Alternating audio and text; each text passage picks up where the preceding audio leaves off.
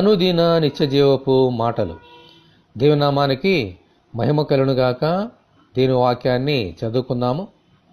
మీరు క్రీస్తుతో కూడా లేపబడిన వారైతే పైనున్న వాటినే వెదకుడి, అక్కడ క్రీస్తు దేవుని కుడిపార్శ్వమున కూర్చునియున్నాడు. కొలసలకు రాసిన పత్రిక 3వ అధ్యాయము 1వ వచనం.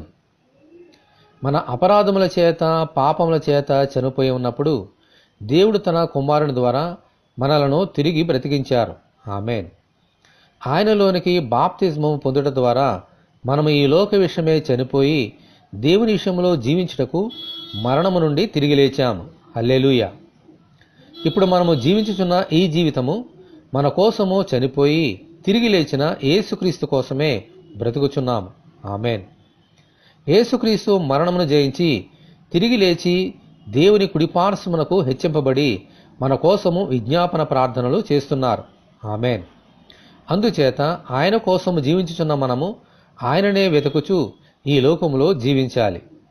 పరలోకమందున్న ఆత్మ సంబంధమైన విషయముల కొరకై వెతుకుచూ ప్రార్థించాలి. ఎందుకంటే మన స్వాస్థ్యము ఈ లోకము కాదు, మన నిజమైన స్వాస్థ్యము పరలోక రాజ్యమే.